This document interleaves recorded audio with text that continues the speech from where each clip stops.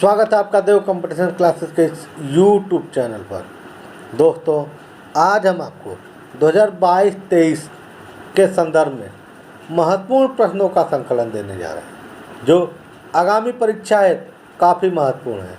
यदि आपको यह वीडियो पसंद आए तो लाइक, शेयर, कमेंट अवश्य करें। जो लोग हमारे चैनल पर नए हैं कृपया इस चैनल को सब्सक्राइब अवश्य कर लें ताकि आने वाले वीडियो का नोटिफिकेशन आपको मिलता रहे। और इस वीडियो को अपने स्टडी ग्रुप, फेसबुक, व्हाट्सएप पर शेयर अवश्य करें तथा दोस्तों और रिश्तेदारों को इस चैनल को सब्सक्राइब करने के लिए अवश्य कहें। तो देर न करते हुए शुरू करते हैं आज का प्रश्नोत्तर। आज का पहला प्रश्न है, भारत का पहला अमृत सरोवर किस राज्य में स्थापित किया गया? तो भारत का पहला अमृत सरोवर उत्तर प्रदेश में स्थापित किया गया, ऑप्शन नंबर डी। और यह उत्तर प्रदेश के रामपुर में 13 मई 2022 को स्थापित किया गया। अगला प्रश्न है, भारत के किस राज्य ने स्वच्छ जल एवं स्वच्छ सुरक्षा के लिए देश का पहला digital water data bank aquarium का अप्रैल 2022 में शुभारंभ किया? तो एक्वेरियम का शुभारंभ कर्नाटक द्वारा किया गया, ऑप्शन नंबर डी। और देश का पहला वाटर बजट पेश करने वाला राज्य केरल है। अगला प्रश्न है, 75वें स्वतंत्रता दिवस के अवसर पर किसने हर घर तिरंगा अभियान शुरू किया? तो हर घर तिरंगा अभियान की शुरुआत 13 से 15 अगस्त के मध्य 2022 में हुआ और यह केंद्र सरकार द्वारा शुरू किया गया था, ऑप्शन नंबर डी। अगला प्रश्न है, भारत के किन दो शहरों के बीच आकाशा एयर की पहली उड़ान का उद्घाटन किया गया है? तो आकाशा एयरलाइंस द्वारा पहली उड़ान मुंबई और अहमदाबाद के मध्य किया गया, ऑप्शन नंबर सी। अगला प्रश्न है, अगस्त 2022 में भारत की पहली अंडर वाटर मेट्रो का उद्घाटन निम्नलिखित में से किस शहर में किया गया था? तो भारत का पहला अंडर वाटर मेट्रो सेवा की शुरुआत कोलकाता में किया गया, ऑप्शन नंबर बी। और यह हुगली नदी पर किया गया। तथा पहला वाटर मेट्रो शुरू करने वाला राज्य पूछे तो कोच्चि केरल है। वाटर मेट्रो मतलब कि पानी की जहाज का प्रयोग मेट्रो के रूप में किया गया है। अगला प्रश्न है, निम्नलिखित में से किस राज्य सरकार ने 5,000 रुपये की काशी यात्रा सब्सिडी योजना शुरू की है? तो काशी की यात्रा हेतु कर्नाटक सरकार द्वारा 5,000 रुपये की सहायता राशि शुरू देने की घोषणा की है, तो ऑप्शन नंबर बी। अगला प्रश्न है, भारत ने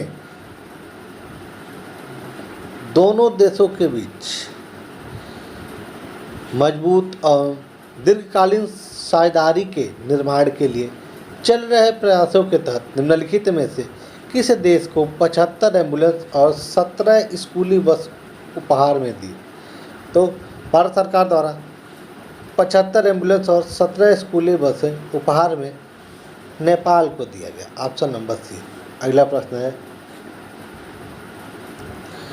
भारत गौरव पर्यटन ट्रेन को जून 2022 में रामायण सर्किट के हिस्से के रूप में भारत और नेपाल के बीच हरी झंडी दिखाकर रवाना किया गया। तो फिलिंग ब्लैंक में आपका भरा जाएगा नेपाल। और नेपाल की राजधानी काठमांडू है जहां सार्क समूह का मुख्यालय स्थित है।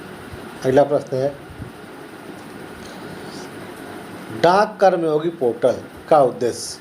तो डाक कर्मयोगी पोर्टल का उद्देश्य लगभग 4 लाख ग्रामीण डाक सेवकों की क्षमता में वृद्धि करना है, ऑप्शन नंबर बी।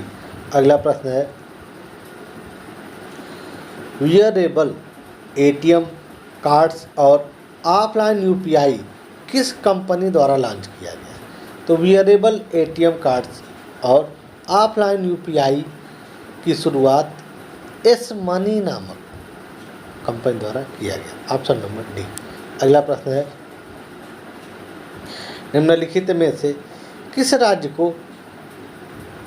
राज्य की झांकी को गणतंत्र दिवस परेड 2023 में सर्वोच्च झांकी के रूप में चुना गया?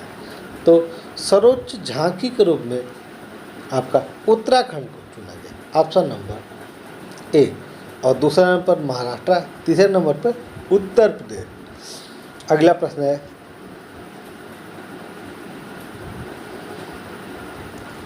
निम्नलिखित में से किस ग्राम को हाल ही में भारत का प्रथम 24x7 सौर ऊर्जा संचालित ग्राम घोषित किया गया? तो मोढेरा गुजरात को 24x7 सौर ऊर्जा संचालित ग्राम घोषित किया गया। Option number B. अगला प्रश्न है,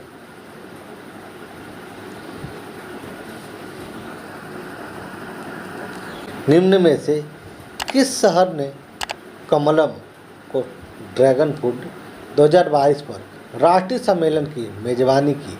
इसकी अध्यक्षता भारत सरकार के कृषि एवं किसान कल्याण मंत्रालय के सचिव ने की, जिसका आयोजन नई दिल्ली में किया गया। Option number A. अगला प्रश्न है, वन रिपोर्ट 2021 के अनुसार निम्नलिखित में से किस राज्य में वन क्षेत्र में अधिकतम वृद्धि देखी गई? तो अधिकतम वृद्धि वाला राज्य 2021 के रिपोर्ट के अनुसार आंध्र प्रदेश है। और सर्वाधिक वन वाला राज्य अगर पूछे तो मध्य प्रदेश है, तथा सर्वाधिक मैंग्रोव वन वाला राज्य पूछे, मैंग्रोव वन वाला राज्य तो आपका पश्चिम बंगाल होगा। अगला प्रश्न है, नामीबिया से लाए गए चीतों को भारत को निम्नलिखित में से किस राष्ट्रीय उद्यान में छोड़ा गया? तो नामीबिया से लाए गए 8 चीते को कूनो राष्ट्रीय उद्यान मध्य प्रदेश में छोड़ा गया था। ऑप्शन नंबर डी, जो सितंबर 2022 में लाए गए। और हाल ही में फरवरी 2023 में दक्षिण अफ्रीका से 12 चीते लाए गए। इनको भी कूनो राष्ट्रीय उद्यान मध्य प्रदेश में छोड़ा गया। ऑप्शन नंबर डी आपका सही है। अगला प्रश्न है, निम्नलिखित में से किसे अगस्त 2022 में भौगोलिक संकेतक यानी जीआई टैग से सम्मानित किया गया? तो मिथिला मखाना को जीआई टैग से सम्मानित किया गया। Option number A. और यह बिहार में स्थित है और भारत का लगभग 75% से अधिक मखाने का उत्पादन बिहार द्वारा ही होता है। अगला प्रश्न है, किस जानवर को नवंबर 2022 में भारतीय खाद्य सुरक्षा और मानव प्राधिकरण द्वारा एक खाद्य पशु के रूप में अनुमोदित किया गया? तो हिमालयी याक को भारतीय खाद्य सुरक्षा एवं मानव प्राधिकरण द्वारा खाद्य पशु के रूप में अनुमोदित किया गया। Option number B. तथा भारतीय खाद्य सुरक्षा एवं मानव प्राधिकरण का मुख्यालय नई दिल्ली में है। अगला प्रश्न है, WHO द्वारा पारंपरिक औषधि वैश्विक केंद्र भारत में कहाँ स्थापित किया जा रहा है? तो WHO द्वारा पारंपरिक औषधि वैश्विक केंद्र की स्थापना जामनगर गुजरात में किया जा रहा है। Option number C. अगला प्रश्न है, प्रधानमंत्री मोदी द्वारा विश्व के पहले नैनो यूरिया संयंत्र का उद्घाटन किस राज्य में किया गया? तो विश्व का पहला नैनो यूरिया संयंत्र का उद्घाटन गुजरात में किया गया।